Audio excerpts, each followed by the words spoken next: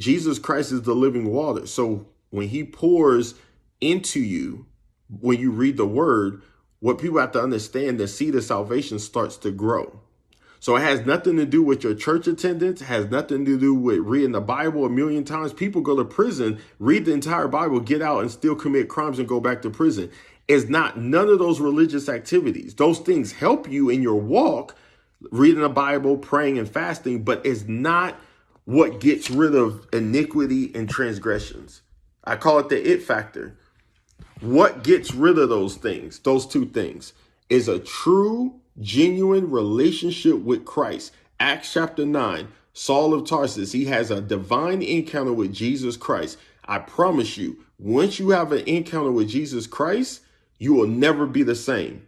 All of these people talking about they're walking away from the faith and they, oh, the pastors are falling into sin at the churches.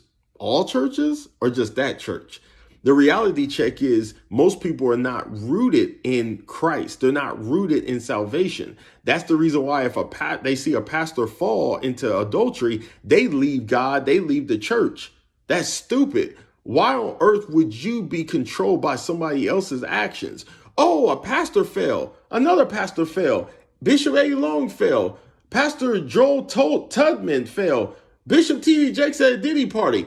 What does that have to do with your salvation and your faith in Christ Jesus?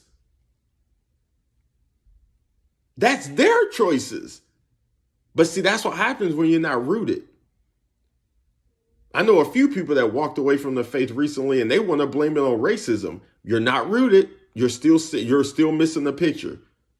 The whole point of salvation is that you can honor God, but you can't honor God living a life full of iniquity and transgressions. Again, my same example, robbing a bank. You don't just appear in the bank, ready to rob the bank. You're at home, you're with the gangs, whoever, and you say to yourself, man, I'm gonna rob a bank tomorrow. And then that iniquity rises up in you. And when you put that ski mask on, pull that gun out, and you go in and actually do it in the physical realm, that's the transgression. But notice, pastors are not going around robbing banks. They may rob a few people in the office. I'm just playing. They don't rob banks. That's the whole point.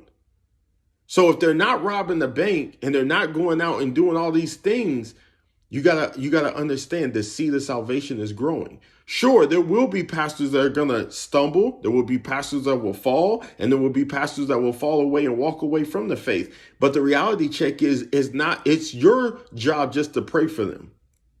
Because some people think they're rooted in salvation and they're not. They're false teachers and false prophets.